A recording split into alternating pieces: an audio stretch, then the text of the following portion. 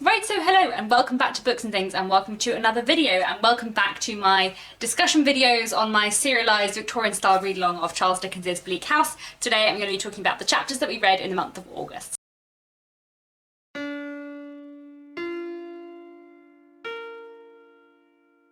So, if you don't know, I am hosting a Victorian-style serialised read-along of Charles Dickens's Bleak House, where we read the book in the original monthly serial parts.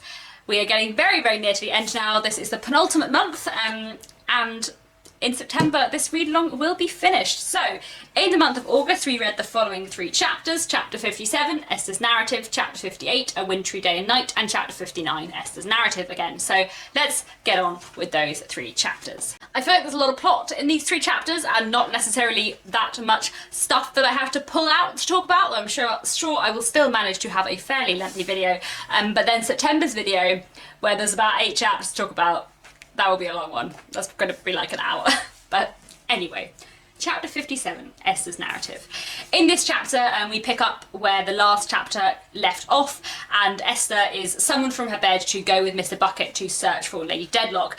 They travel up and down in London and out of London trying to seek Lady Dedlock. They go up to Bleak House to see if Lady Dedlock had inquired for them there, and while there, Mr. Bucket tells Esther that he bribed Mr. Skimpole to tell him where Jo was, so that sort of mystery is solved. And then they go and visit the brickmakers nearby because they've heard that a woman answering to Lady Dedlock's description went there. They find that Jenny, the woman whose baby died way back earlier on in the book, is missing, or she's gone off to London. So the brickmakers tell them, and they do admit that Lady Dedlock was there, that she looked very exhausted, and she said something to Jenny, and that they both left at the same time, Lady Dedlock going north and Jenny going to London. Mr. Bucket and Esther follow the trace of Lady Dedlock, but eventually lose track of her, and so instead Mr. Bucket says they're going to go back to London to follow Jenny instead. So, points of interest in this chapter. I feel like there's a lot of plot, so I don't know how much I have to comment on here. Although, let's start off, shall we, with the character of Mr. Bucket, because isn't he a really interesting man? In general, Mr. Bucket is so interesting. He is very kind to Esther in this chapter, I would say, and he comes across as a positive person in this chapter. Esther certainly seems to like him and to trust him. His manner was very keen and yet considerate. And when he asked Esther about her mother, he only refers to her as Lady Dedlock, even though he has figured out Esther's secret, because he knows it is still a secret and he wants to be kind to Esther. He was really very kind and gentle. Don't you be alarmed, Miss Summerson, on account of our coming down here. I only want to have everything in train. My dear, you'll excuse me if I'm too familiar. Don't you fret and worry yourself no more than you can help. I say nothing else at present, but you know me now, don't you? Would I put you wrong, do you think? Inspector Bucket, now you know me, don't you? I think it's very important to note that Esther trusts Mr. Bucket in this chapter, and that Esther is our kind of moral centre of the novel, shall we say. So if Esther trusts Mr. Bucket, I think that is partly Dickens telling us that we ought to trust Mr. Bucket. As I said, I think he is a very complex character and really, really interesting, and for a character that doesn't take up like that much of the book, he is one of the most interesting characters in Bleak House. He is very, very interesting, and he is kind and considerate to Esther, but he's very businessman-like in his approach, and he's very keen to kind of find Lady Dedlock as soon as possible, but he's also keen to make sure kind of Esther is okay. There's one point as well where we see Mr. Bucket in action and how much of an act he can put on.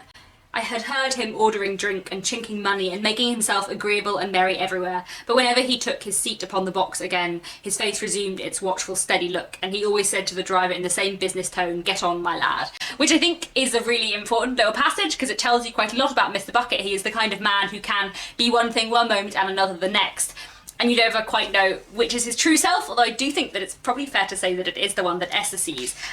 But then I'm very fond of Mr. Bucket, as I said, and I don't know whether or not I should be. I also like the bit where he talks to Esther about going to find Jo, and also finding Skimpole. He says to Esther, "What I wanted him for was in connection with keeping this very matter of Lady Dedlock quiet."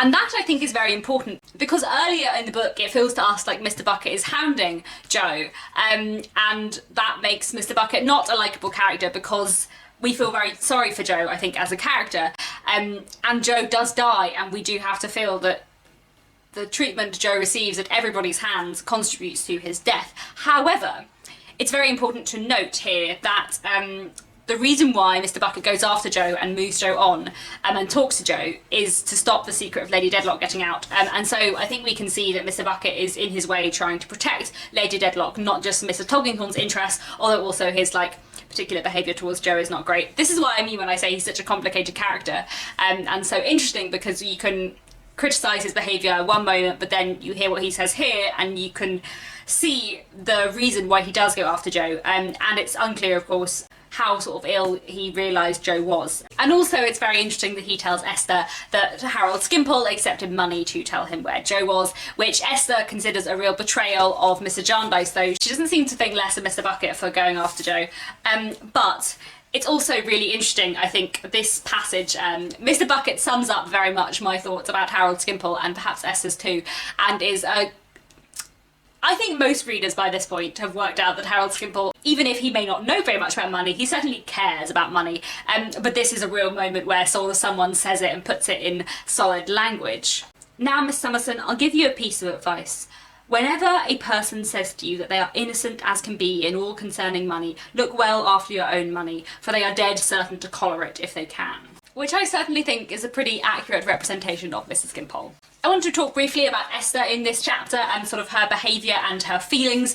She talks about kind of walking around as if she were in a dream. She's not certain whether this is real or not, partly because it's the middle of the night and she's probably exhausted, but also because her anxiety over the situation with her mother and the strangeness of the situation, kind of travelling up and down the country at night with this police officer, makes her sort of really, really panicked. Which I think also makes the way Mr. Bucket behaves even better, because he does try really hard to make sure she's okay.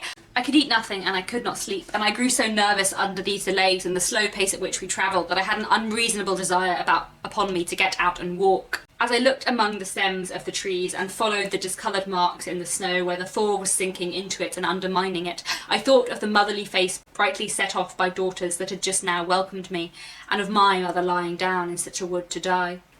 I was frightened when I found them all about me, but I remembered that before I had fainted, I had tried very hard not to do it, and that was some little comfort.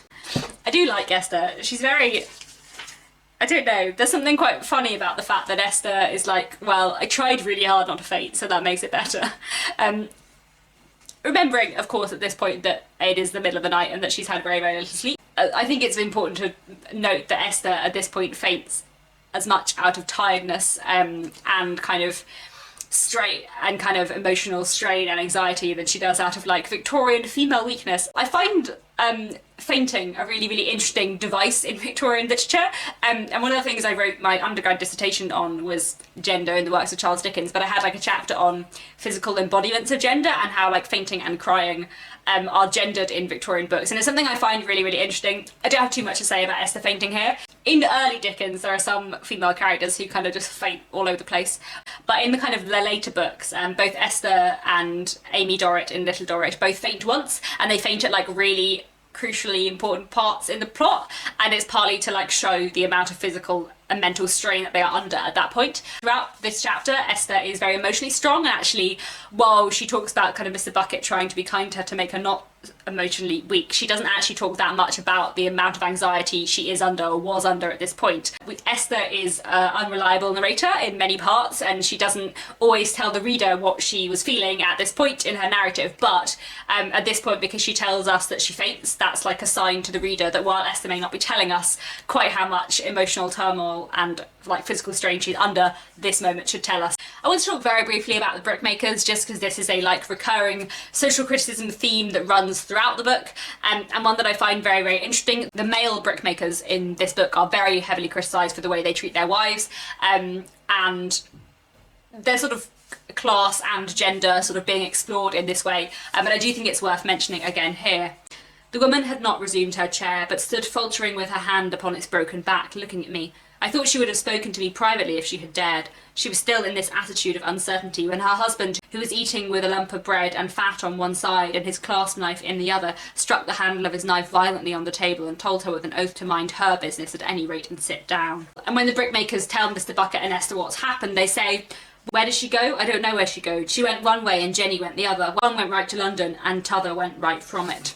I think that's actually all I have to say about that chapter, so we will move on to the next one, chapter 58, A Wintry Day and Night. In this chapter, we are back at the Dedlock's townhouse following Sir Leicester Dedlock, who is really not very well, and confined to his bed, still sitting up and waiting for Lady Dedlock, still desperate for her to come back, and still assuring everyone around him that he forgives her, that he holds nothing against her, that he just wants her to come home, and that there is no difference between them, and that there's nothing between them that's changed. He gets Mrs. Rouncewell and George Rouncewell, Mr. George, and Miss Dedlock, his relation, all to hear this and kind of be witness to this, and he makes sure that they know that if he doesn't recover from his illness, nothing in his will should change, and that he still wants everything to go to Lady Dedlock. And that is most of what happens in this chapter. It's mostly just seeing the interaction between Sir Leicester Dedlock and the people around him, and also seeing kind of George coming back into this family that he grew up with, and knowing that sort of he has had this long history with the Dedlock family, so that's quite nice as well, I think. So, points of interest in this chapter. One thing that is mentioned at the beginning of this chapter is kind of how rumour is spreading about what has happened between the Dedlocks and with the Dedlocks. Rumour, busy overmuch, however, will not go down into Lincolnshire. It persists in flitting and chattering about town. It knows that poor, unfortunate man, Sir Leicester, has been sadly used. It hears, my dear child, all sorts of shocking things. The suggestion, of course, being that what has happened and Lady Dedlock's secret is starting slowly to get out, or at least the fact that she has run away from her husband is starting to get out.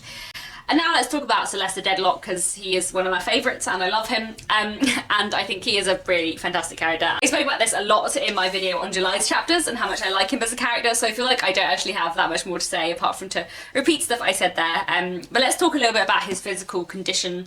Sir Leicester, lying in his bed, can speak a little, though with difficulty and indistinctiveness. He is enjoined to silence and to rest, and they give him some opioid to lull his pain. He is never asleep, though sometimes he seems to fall into a waking doze. Later he says, I have had a sudden and bad attack, something that deadens, making an endeavour to pass one hand down his side, and confuses, touching his lips. He says here that it's deadened one side of him, which again leads me to my conclusion that Sir Leicester Dedlock has had a stroke, and also his difficulty of speech would kind of fit with that as well.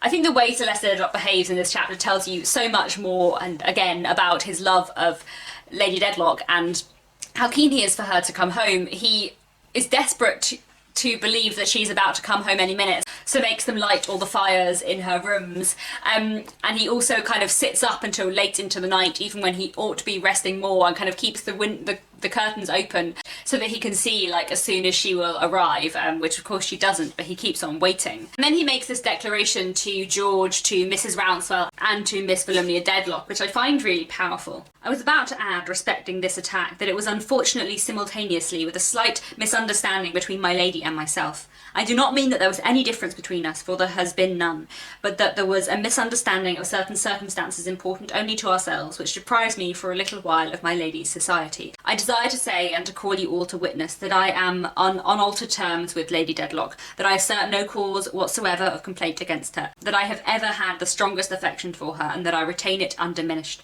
Say this to herself and to everyone.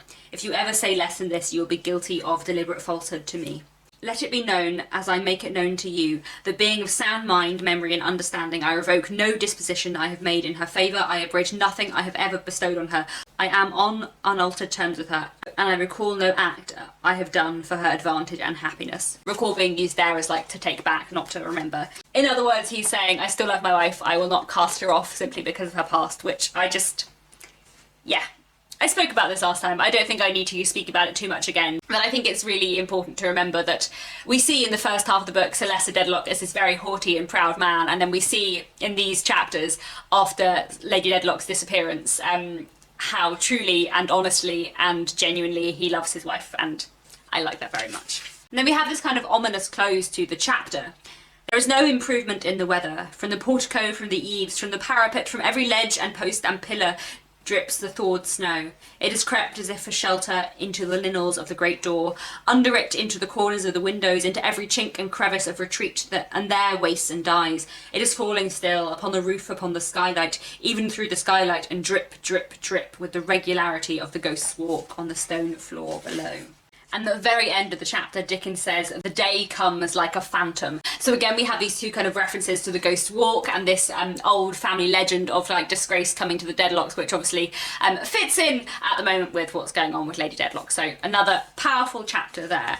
And I think that's all I have to say on that one. So let's move on to chapter 59, Esther's narrative. In this, we are back with Esther and Mr. Bucket, and they have come back to London. And when they are back in London, they turn up near Chancery Lane, heading in the direction of Mr. Snagsby's shop, and then they run into Mr. Woodcourt, who comes with them along the way. Esther, Mr. Woodcourt and Mr. Bucket go to Mr. Snagsby's shop in a fun intermingling of two storylines that have been fairly separate so far, and while there they learn that Gusta, the maid, has been given a letter by somebody, which she thought was no harm, and she was gonna make sure it got delivered, but now she's all in a fluster because of everything that's happened, and Mrs. Snagsby of course is also in a fluster because Mrs. Snagsby is very, very suspicious, but when they get the letter from Gusta, Mr. Woodcourt, Esther and Mr. Bucket discover it is a letter from Lady Dedlock. And we also learn from Gusta that Lady Dedlock asked directions to the churchyard where Captain Horden was buried.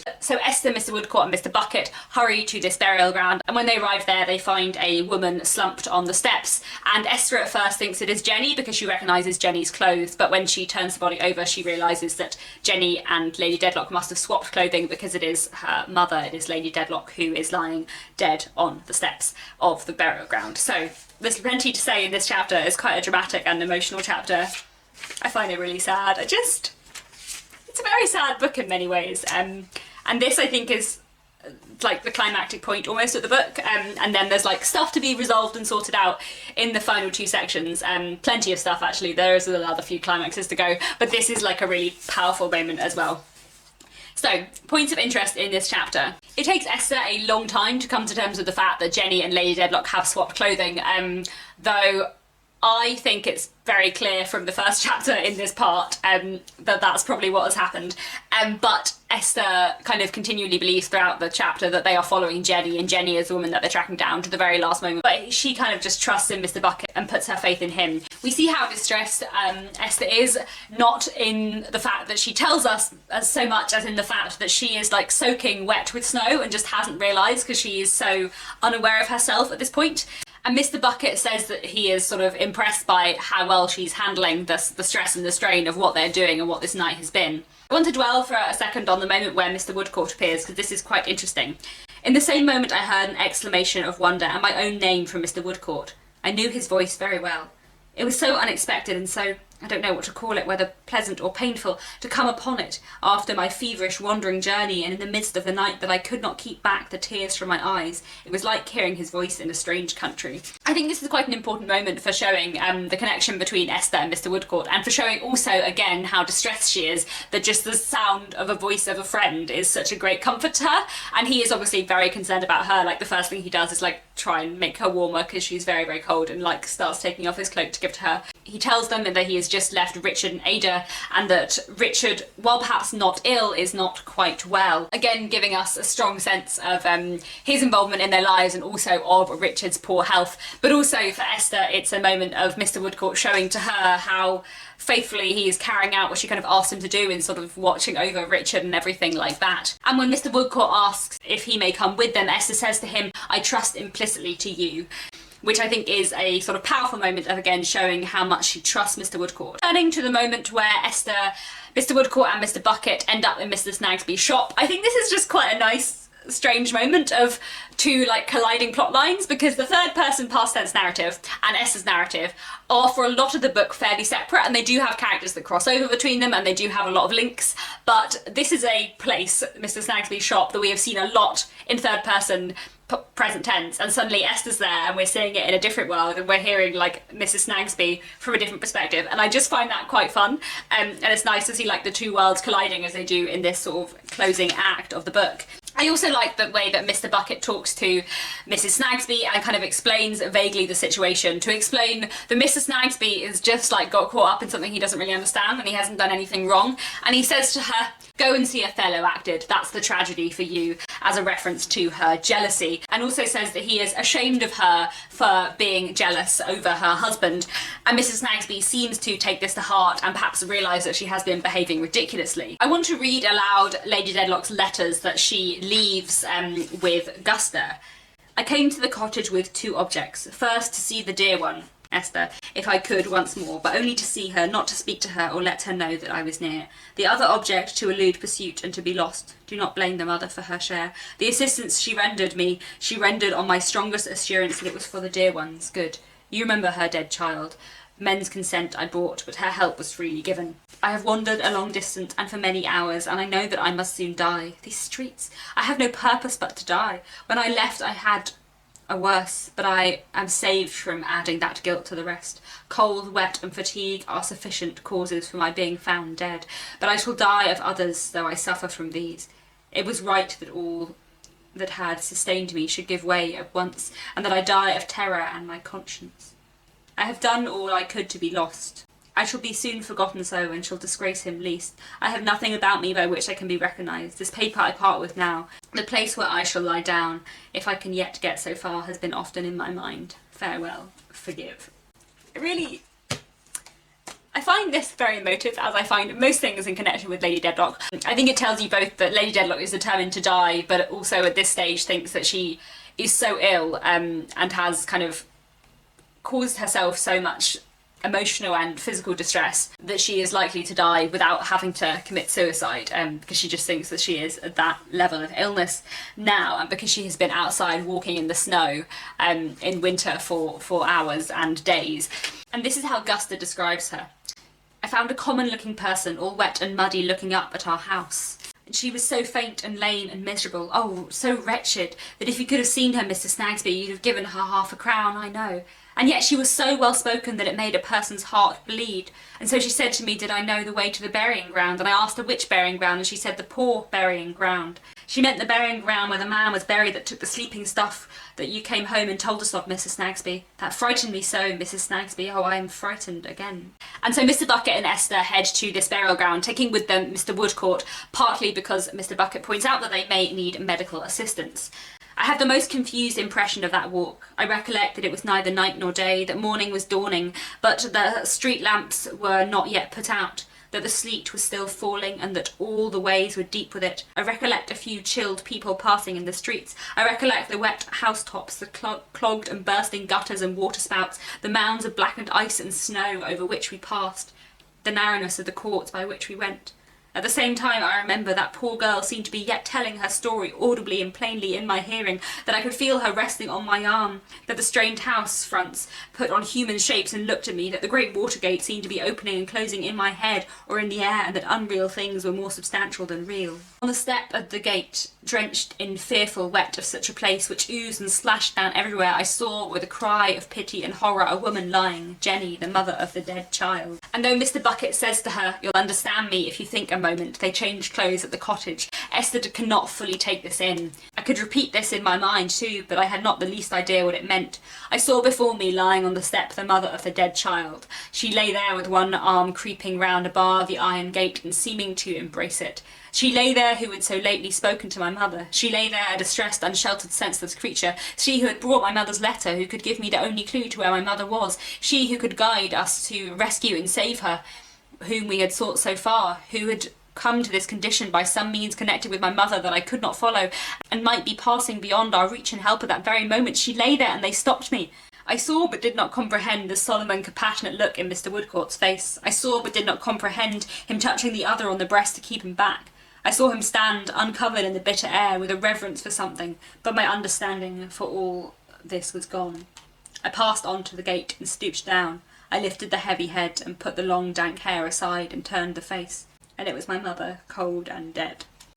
So, aside from the fact I'm like tearing up and struggled to read that aloud, I think it's very, very powerful, as I find so much of Dickens. I think there are some really interesting things to pick out here. But it's very important that Lady Dedlock came to the place where Captain Horden was buried. And I think there are two reasons for this. One is that she loved Captain Horden very dearly, and so she is embracing the iron gates because she can't embrace him, that's what I think that imagery kind of stands for. But another thing is I think that he is buried in a pauper's burial ground for nobodies, and Lady Dedlock, by dressing herself in Jenny's clothes and coming to this place and kind of pulling herself into this burial ground for poor people who nobody wants, is trying to make a nobody of herself. She wants to be untraced, and also she doesn't think she deserves more than that. So I think that's very, very powerful to note of sort of how she has seen it for herself as well. Another thing that I think is really interesting is when Esther sees her, she says, "I saw before me lying on the step the mother of the dead child," and she repeats that twice. And I think that makes a really interesting connection between Jenny and Lady Dedlock, because we see Jenny's baby die at the very beginning, well, much earlier on in Bleak House, and we also know from various characters that Lady Dedlock was told that her child had died, and that Lady Dedlock grew all her life living believing that her baby had died. So I think actually there is a sort of stronger connection between Jenny and Lady Dedlock there, and by Esther kind of referring to her mother as the mother of the dead child, she kind of deadens herself and sort of refers to herself as a dead child, as she was presumed to be, as she has sometimes been told that she would be better to be, and as right now she kind of, you know, is losing herself in her grief, and therefore kind of obliterates herself from the way she's thinking about things. I just think that's quite an interesting turn of phrase that Dickens uses, and a connection to draw between Jenny and Lady Dedlock. And I think that's all I have to say on these 3 chapters. 3 very powerful chapters. Lady Dedlock is a truly fantastic character, and yeah, I think there's a very powerful few scenes. So, in the month of September, we'll be finishing off Bleak House. We'll be reading the remaining chapters. There are quite a few, so September's video will probably be quite long. There are 8 chapters in fact. Chapter 60, Perspective. Chapter 61, A Discovery. Chapter 62, Another Discovery. Chapter 63, Steel and Iron. Chapter 64, Esther's Narrative. Chapter 65, Beginning the World. Chapter 66, Down in Lincolnshire. And Chapter 67, The Close of Esther's Narrative. Lots and lots of excitement and drama to come. I can't believe how much there is left to come in this story, and it's only 8 chapters and 1 month's worth of reading, so we shall see. Anyway, please let me know down in the comments if you're still enjoying Bleak House, what your predictions are for the end, and I'll be back very soon with another bookish video.